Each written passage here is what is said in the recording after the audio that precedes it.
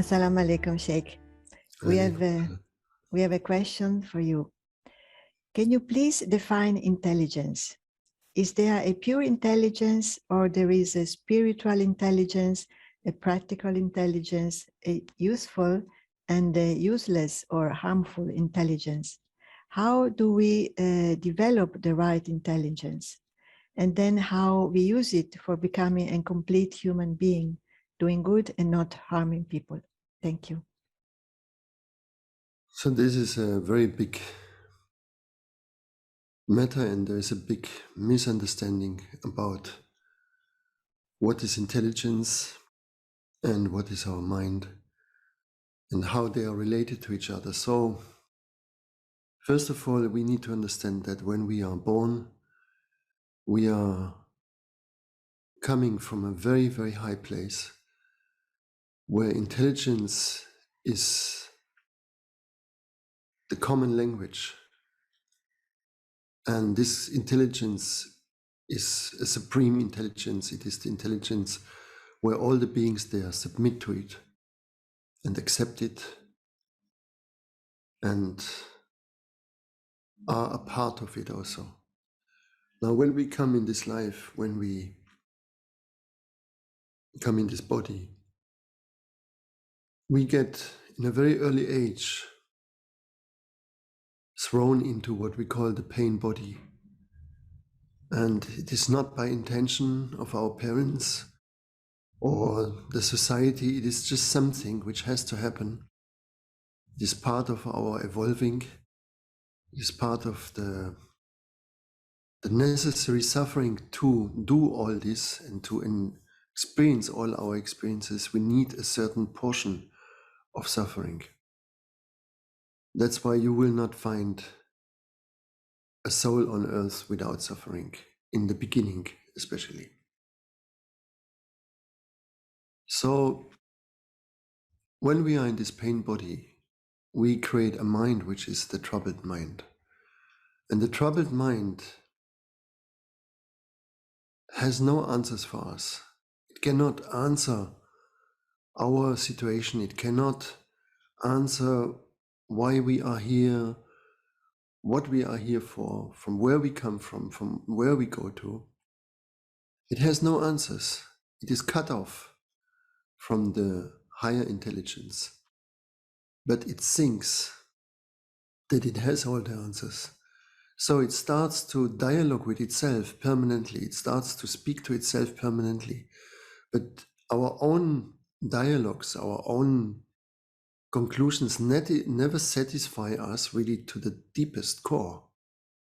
We talk and talk and talk and talk, but there is no end.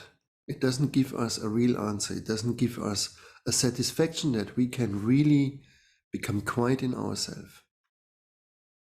So what we need to develop is first to understand that the troubled mind is a troubled mind. The mind is not neutral. It is not something which has no color.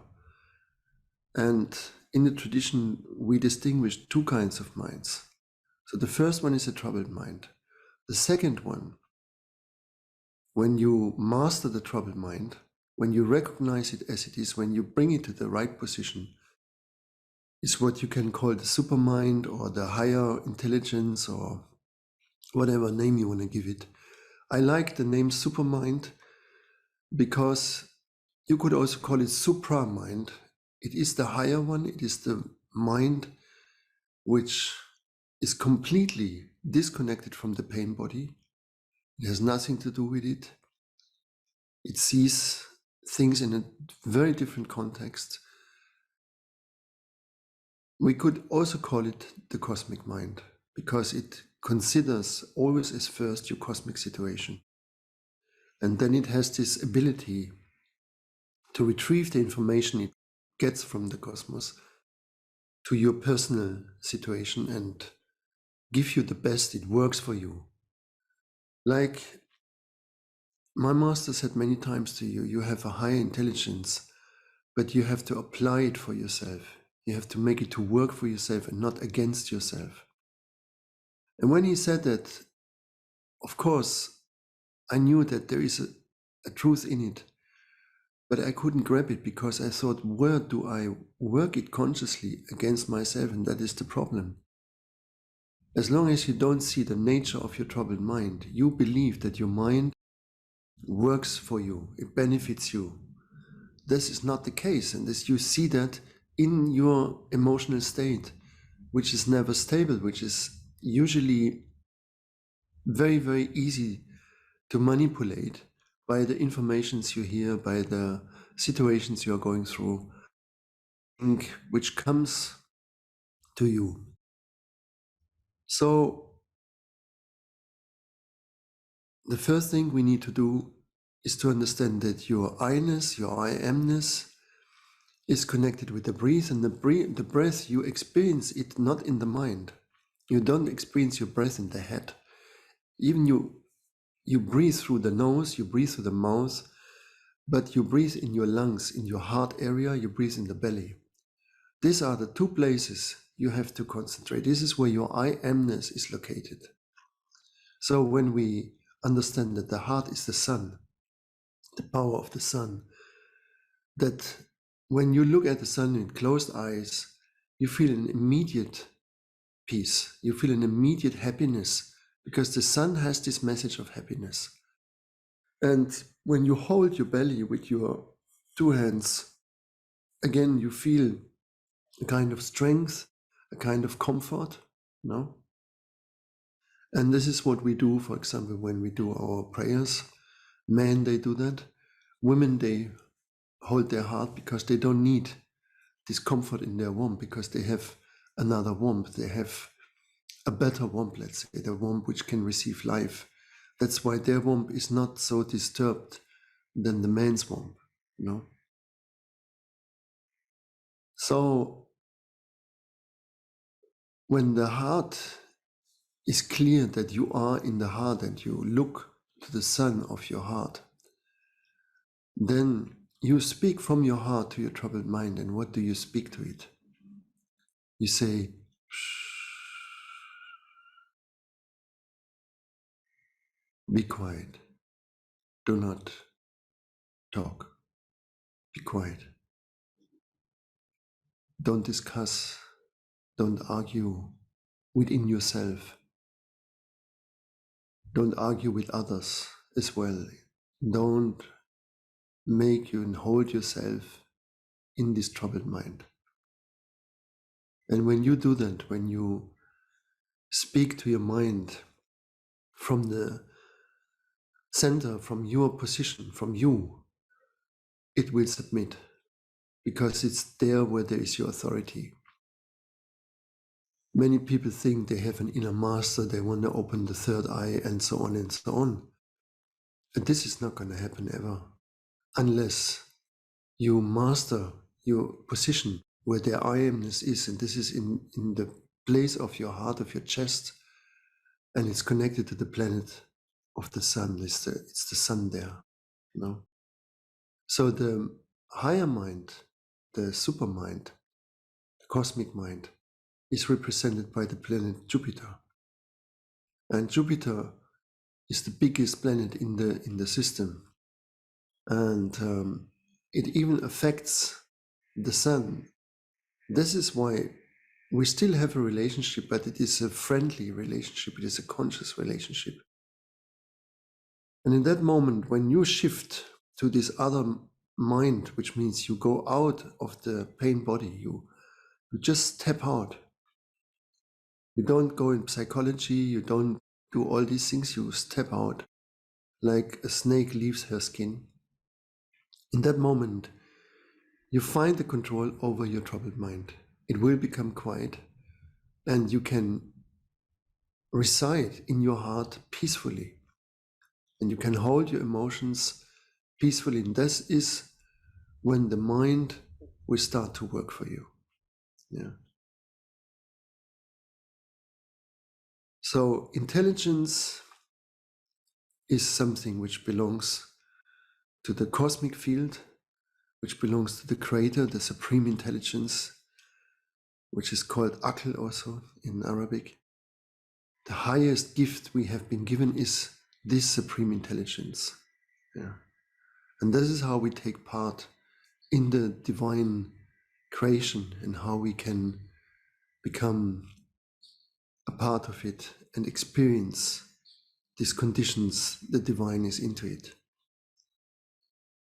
And now we have to go out of the troubled mind, because in the troubled mind you cannot take care about anybody except yourself. Women can do it a little better, but also not really. Men cannot do it. So we have to step out of it. Otherwise, we infect the earth with our troubled mind in such a way that it has to get rid of us, because we are on the point to really, really damage it severely. And that's why we are now in a time, in Hinduism it's called Kali Yuga. It's has this name. In Sufism we have this name that we just say the end of time, which is a better description, because the end of time is described as a time of rebalancing. It means things, values, orders, goodness, wisdoms comes back. And not everyone wants it to come back. So you cannot expect an easy transition. In some scriptures, it is described as an Armageddon, as a very heavy situation. And it might be like this. In some others, it is not as heavy like that, but no doubt, it will be not just a sweet ride on the wave, no. And you can only go mentally through it if you are not identified with a troubled mind. Otherwise, you have a good chance to become crazy, mental house case, because it will shake the fundaments of our existence. Just think that might be another crash, financial crash, which is for most people the center of their life. It's the center pillar. If that crashes, then what? Then those of us who have no gardens, which is the majority, and no chance to reach food just by themselves, so we will go through situations where we might depend extremely on authorities.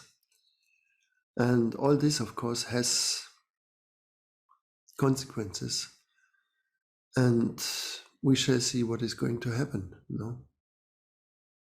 We cannot know when it is happening, of course, but we are in this period now. It will come stronger, there is no doubt. So this rebalancing will take some time. It is not from today to tomorrow. How long, again, this is in the secret of the divine, but don't expect it less than a decade, but it can be also longer.